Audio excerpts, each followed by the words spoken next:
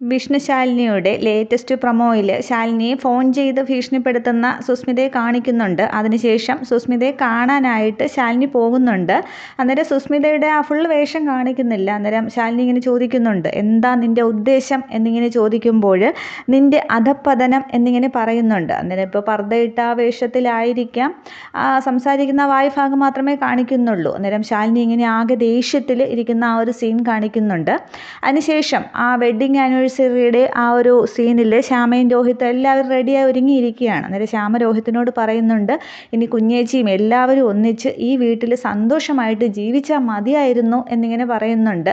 അന്നേരം അവിടെ നേരത്തെ രാഘവൻ നായരുടെ അനിയനൊക്കെ എത്തിയിട്ടുണ്ട്, ഉപേന്ദ്രൻ ചിറ്റപ്പൻ എന്ന് പറയുന്ന കക്ഷി. ഈ കക്ഷിയാണ് സത്യഭാമയെ വിവാഹം കഴിക്കാനായിട്ടിരുന്നത്.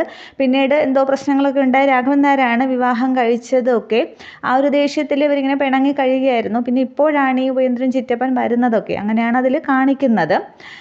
തുടർന്ന് പിന്നെ അവിടെ അതിഥികളെല്ലാവരും ഒക്കെ എത്തിക്കഴിഞ്ഞിരുന്നു. ശാലിനി ആണെങ്കിൽ പുറപ്പെട്ട് കാറിൽ ഇങ്ങനെ വരുന്ന സീൻ കാണിക്കുന്നുണ്ട്. പക്ഷേ ശാലിനി ആണെങ്കിൽ ആകെ അങ്ങ് ഒരു ടെൻഷനിലും വിഷമത്തിലും ഒക്കെയാണ്. സുസ്മിത പറഞ്ഞ വാക്കുകൾ, സുസ്മിതയ്ക്ക് എല്ലാ രഹസ്യങ്ങളും അറിയാമല്ലോ. അപ്പോൾ സുസ്മിത വന്ന് പറഞ്ഞാൽ എല്ലാ പ്രശ്നങ്ങളും ഇനി തുടങ്ങാനായിട്ടിരിക്കുന്നത് ആ ഒരു സുസ്മിതയുടെ നാവിൻ തുമ്പിലാണ് എന്നിങ്ങനെ ശാലിനി ഇങ്ങനെ ആലോചിച്ചിരിക്കുന്ന സീൻ കാണിക്കുന്നുണ്ട്. അതേസമയം സുസ്മിതയും ഇങ്ങനെ സത്യഭാമയുടെ വീട്ടിലേക്ക് വരുന്ന കാറിൽ വരുന്ന സീൻ കാണിക്കുന്നുണ്ട്. ശാലിനി സുസ്മിതയും വരുന്ന സീനുകൾ കാണിക്കുന്നുണ്ട്. എന്നിട്ട് സുസ്മിത വന്ന് അവിടെ എല്ലാവരോടും പറഞ്ഞാൽ ആ ഒരു സന്തോഷമൊക്കെ തല്ലിക്കെടുമെന്നുള്ളൊരു ടെൻഷനിലൊക്കെയാണ് ശാലിനി വരുന്നത്.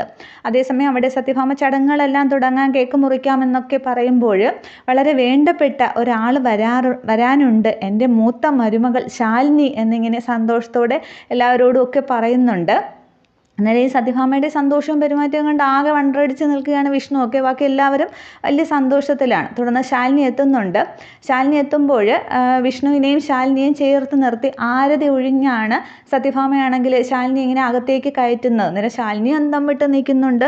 വിഷ്ണു ആണെങ്കിൽ തൻ്റെ അമ്മ തന്നെയാണോ ഇത് ചെയ്യുന്നത് എന്നുള്ള ആ ഒരു രീതിയിൽ വിഷ്ണു ഇങ്ങനെ അന്തം വിട്ട് നിൽക്കുകയാണ്, ഇങ്ങനെ ആരതി ഒഴിയുമ്പോഴൊക്കെ. പക്ഷേ സത്യഭാമയാണെങ്കിൽ ആകെ സന്തോഷത്തിലാണ് ചെയ്യുന്ന കാര്യങ്ങളെല്ലാം ചെയ്യുന്നത്. ഇത് കണ്ട് രാഘവൻ നായരും ശ്യാമയും രോഹിത്തും പിള്ളയും പൊന്നിയും ശാരദാമ്മ ഇങ്ങനെ അന്തം വിട്ട് നിൽക്കുകയാണ് സത്യഭാമയുടെ ആ ഒരു പ്രവൃത്തിയും സന്തോഷവും ഒക്കെ കണ്ടിട്ട്. ഇത്രയുമാണ് പ്രൊമോ സീനിൽ കാണിക്കുന്നത്. പക്ഷേ ശാലിനി ആകെ ടെൻഷനിലാണ്. സുസ്മിത വരുമെന്ന് തന്നെയാണ് പറഞ്ഞിരിക്കുന്നത്. അതേപോലെ ഇത്രയും സീനേ കാണിക്കുന്നുള്ളൂ. പക്ഷേ അതേപോലെ സുസ്മിത എത്തുകയും ചെയ്യും. പക്ഷേ സുസ്മിതയ്ക്ക് സത്യം തെളിയിക്കാൻ അവിടെ ആകില്ല. ഈ ശ്രമവും സുസ്മിതയുടെ ശ്രമവും അവിടെ പരാജയപ്പെടുകയാണ് ചെയ്യുന്നത്.